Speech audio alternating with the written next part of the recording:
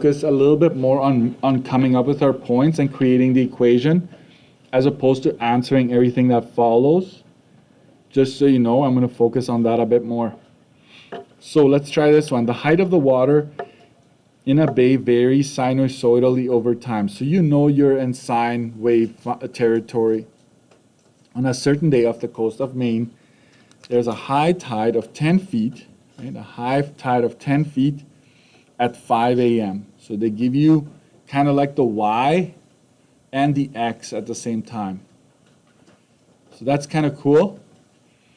A low tide of 2 feet occurred at 1 p.m. So the high and the low, right? Write a model for the height and feet to the water as a function of time and hours since midnight. So I think you need to know a little something about tides, right?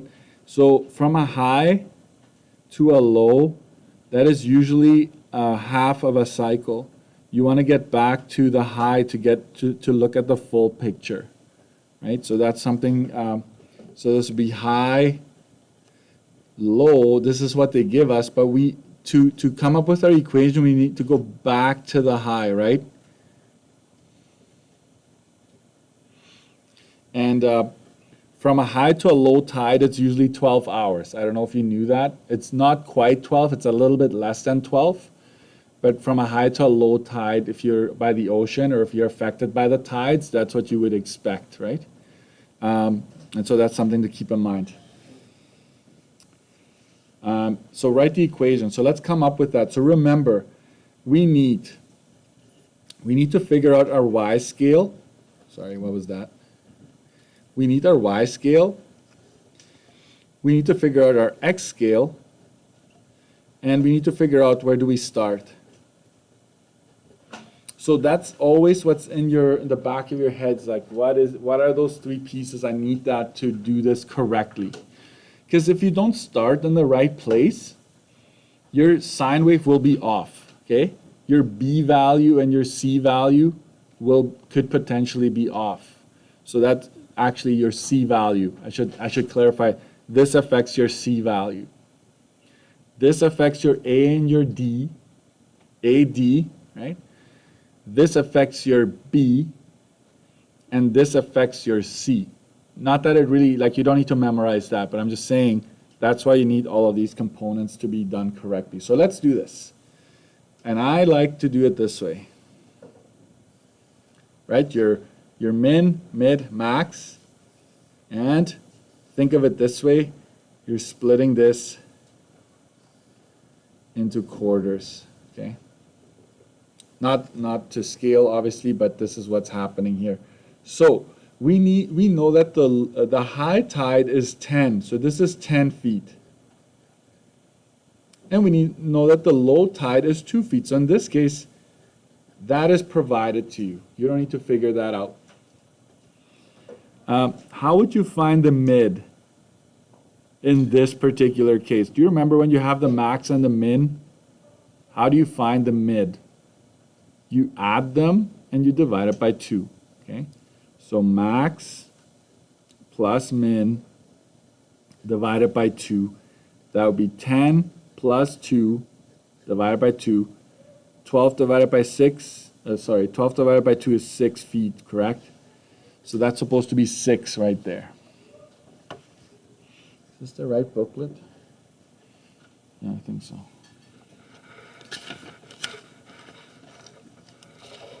How are we doing so far? I hope that is all right. And so we've got our y scale check. Now we're going to do the x scale. And I can't say it's always going to be the same. But what we know is that the very first point here is 5 a.m. I'm just going to call that 5. Okay? And we know that the low tide of 2 feet occurred at 1 p.m. So if you start at a high, we're starting here, that's for sure. Our only way is to go this way. And so we're told that the low tide is at 1 p.m. Would it make sense to call this 1? What should we do instead? we should use the 24-hour format, right? So this would be 13. That's 1 p.m. Because it wouldn't make sense to go from 5 to 1, right? It just wouldn't make sense. So we've got half a cycle. So let's figure out what this is. What's the difference here?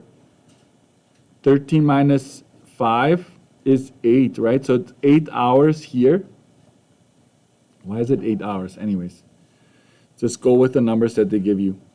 And then another 8. So that means that it would take another 8 to get back to the top here. So what is 13 plus 8? We've got 21, right?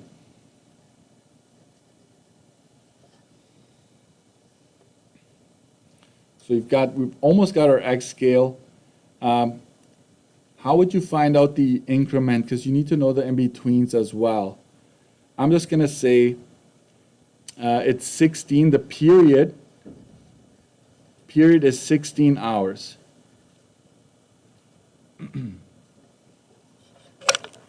I have to revise this question. Why is it 16 hours? I just told you otherwise. But anyways, let's just go with it, okay?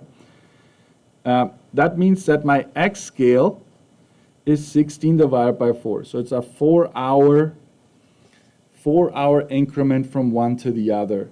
So I'm going to go 5. I'm going to add 4 to get me to 9.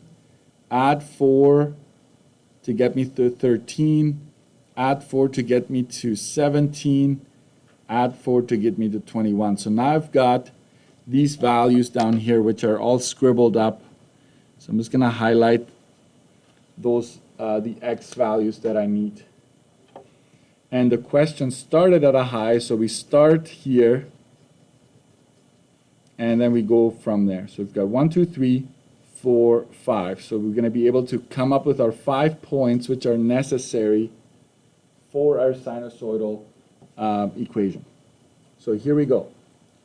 In this case, it's time and height. Make a chart like this. And so we start at 5, 9, 13, 17, 21. Okay. Then we're going to go from, we start at 10. So it's very important that you start at 10. Then you go to 6, 2. And then back to the middle. Right, back to the middle and back to the 10 feet mark. So very important that you start at the right height. We start at the max, you go mid, min, mid, max. And now it's just a matter of typing this in. L1, L2. Question, I don't have the key in front of me. I can't find it right now. Is there anybody in here that's like, Mr. Dirksen, you're doing this wrong? Am I doing okay here? Yeah? Okay. Thank you. So you're going to go stat, calc, synreg. Synreg is hidden all the way down. You got to go all the way down to find it. And then you get, where is page 36? I don't have 36. Oh, here it is, finally. Here we go, let's see.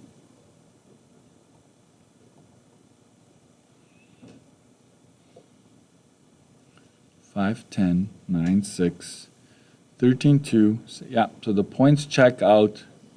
This is 4 sine of 0.39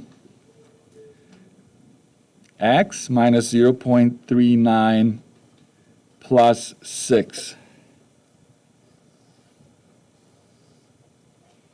That is the that's the equation I'm supposed to have. I will check real quick. 6 matches with the 6 here. If I go 6 plus 4, I get to the max. If I go 6 minus 4, I get to the min. So it checks out. That part I know for sure is good. To check your period, you would probably go 2 pi divided by this and see if you get 16. Right? That's one check that you could make as well. Why don't we do that real quick? I mean, we know it's right because Mr. Dirksen doesn't make any mistakes, ever. If I divide by 0.39, it's about 16 hours, right? Obviously, we lost some accuracy due to the rounding that we've performed. So if you want the rest, if you want B, C, and D, you just have to go look at the key as I assigned. It's going to be there for you. Okay. All right, let's keep going.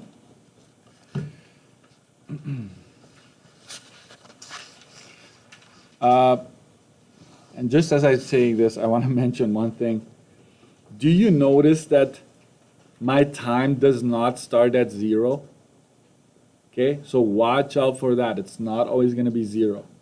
What I can guarantee you is that they're going to start you off either on the high, on the mid, or on the low. They're going to start you off somewhere in there. I can guarantee you that, but I'm not guaranteeing you that it's going to start at 0 necessarily when it comes to time. And watch out for this. I haven't seen it very often, but if they start you off in the mid, if they start you off, yeah. In the question, it says write a model for the height of the water as a function of time. And then it says in the parentheses, it says in hours since midnight. Does that just mean 24 hours? Yes. Because I just got confused because I thought it meant start your graph since midnight. Like if you were to actually graph it, then they probably would want you to start at midnight. Like I thought it meant start the, like you know, the X scale and Y scale thing? Mm-hmm. I thought it meant Start at 0, but it's hours since midnight. So we know that if it's 5 a.m., then that is the number of hours since midnight. You know what I mean? So I agree that it's a little confusing. But this is an hour since midnight. All of these are hours since midnight. Yeah. If they asked you to graph, they would probably say start at midnight. Start your graph at midnight. You'd have to do a little bit of, once it's on your calculator, you could go back and find the time at 0, right? At the y-intercept, and then you start from there. You start your graph. Good question though. So you started with 0 here? I was about to, but then I looked at the key. Yeah. I think it's still a very good question. Yeah. Let's keep going.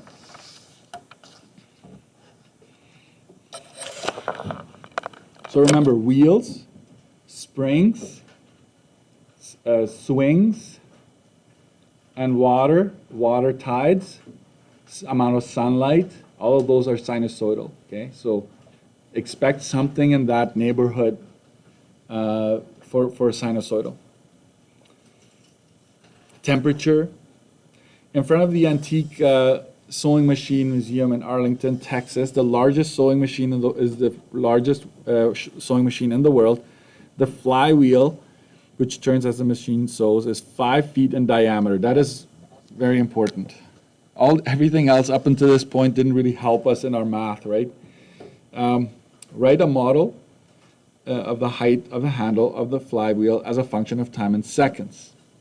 Assuming that the wheel makes a complete revolution every 3 seconds. That is your period, right? Period is 3 seconds. And that the handle starts at the minimum of 4 feet above ground. Okay, so that's important here. So let's go, I'm going to just go to my key here so I don't get this one wrong. So let's see what we know. We know, right, that the period is 3 seconds. And so I can actually find my X scale right off of this. Excuse the interruption. Unity Goodmanson to the senior gym, please. Unity Goodmanson to the senior gym. Thank you. 0.75 seconds. I'm done that. So I'm going to do this.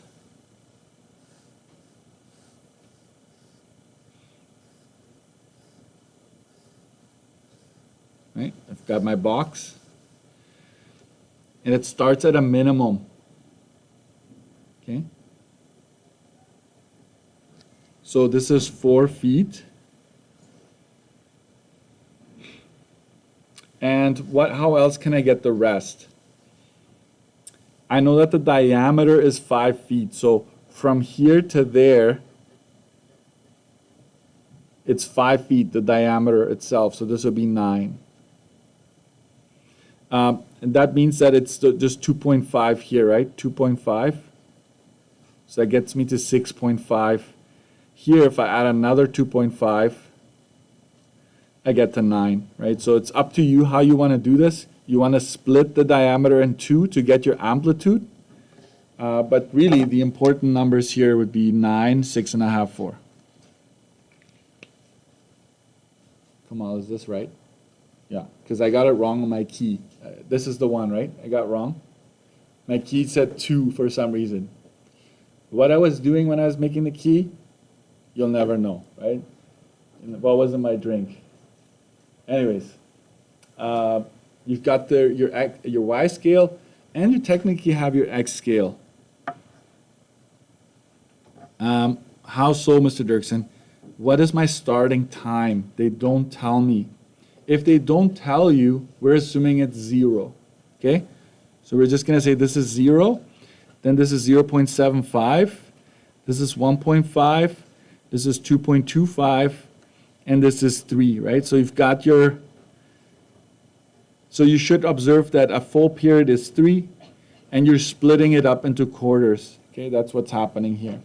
So if we start at the 0, we're going to go to the mid, we're going to go to the max, mid again, and then back to the min. That's a full cycle right there. Those are my 5 points. And then it's time.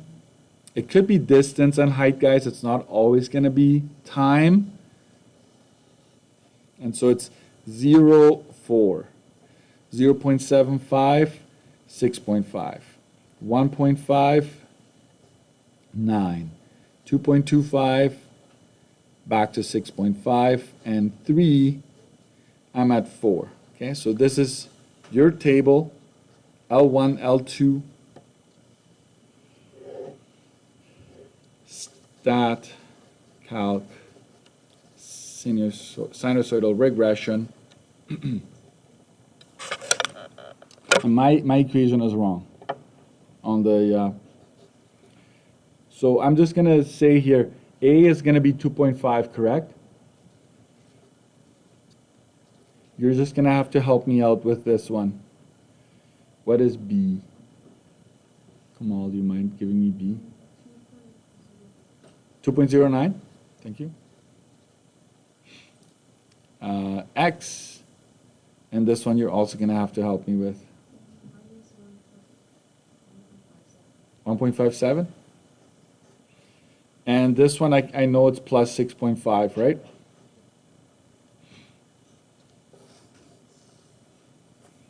There you go. What does the amplitude represent? I think that one we can answer. The amplitude in this case is the radius of the wheel. Okay? We can write that down, the radius.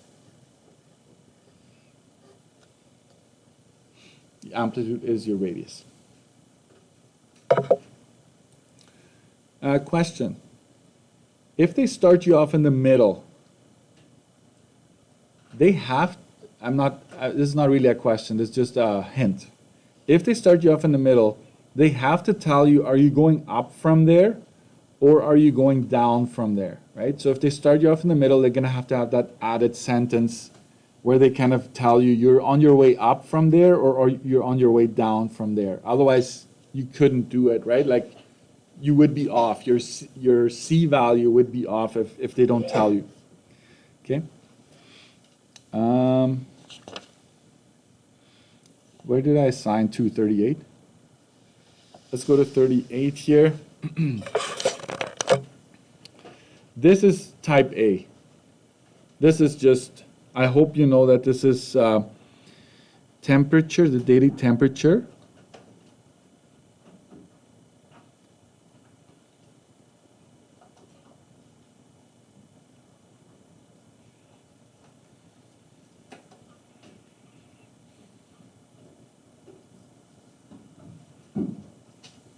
So this would be time. So this goes into L1. This goes into L2. And then you just do your regression. So I'm not going to go over this one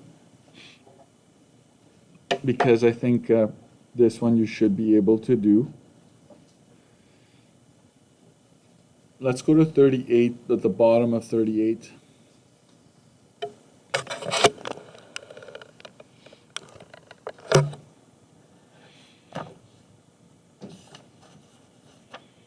Multiple choice. During one cycle, the sinusoid has a minimum of 1844 and a maximum of 3068. So these are coordinates, right? That's the amplitude of this sinusoid. So you have to know, right, that they're basically giving you the max and the min. The minimum is at a height of 44. The maximum is at a height of 68. Okay. So this is your mid right here. So they want to know this. They want to know the amplitude here or here. Okay. So how would you find that? I hope you have that. You have a formula on your study sheet, hopefully, that tells you that to get the amplitude, we go max minus min divided by 2. So that'll be 68 minus 44 divided by 2. So that's 24 divided by 2, right? So that's 12. So A is equal to 12. So it should be that one. And just test it, right? You go 44 plus 12, right, gets you to 56. 56 plus 12 gets you to 68. So it has to be 12, right? And during one cycle, a sinusoid has a maximum of that and a minimum of that. What is the period of this sinusoid? So they're saying, hey, we're looking at one cycle. This thing has a maximum of 412 and a minimum of 12 negative 2. Right? So it's basically, if you think of the sinusoidal, like it's going to go down here. And we need to know, like we know a period goes from here all the way to there. Got it? So right now they're giving you half of that. So think about it, from 4 to 12, that's 8, correct? It's 8 here, so it'll be another 8 all the way to the max here. That's really the full cycle. So a period is 16. So 16 is the answer for that one. Remember, they're saying one cycle. You can only have, right, if they give you a max and a min, this is what's happening here, right? So the next point has to be a max again. So it's 8 and 8, period is 16 there. All right. I'm going to stop here. If you wanted to try more of the kind of modeling type where you have to like figure out your own,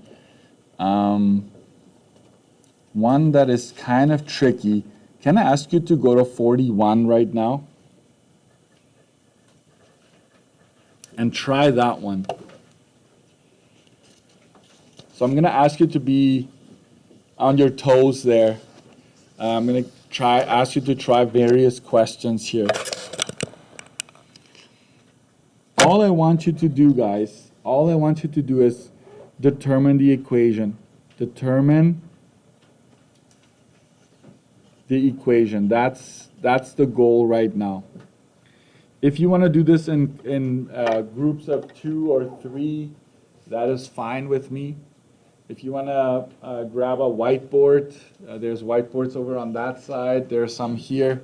You go for it. I will stop you, though, from time to time and ask you to try a different one. Okay, so we're going to go over this, and then we go on to the next one. So whatever you need to do, just make sure you're not too loud so that your neighbors can actually focus. But if you find someone in the room that you want to be working with, you go for it, okay? This one is tricky, but it can be done. Just remember that the distance between the min, mid, and max is always the same.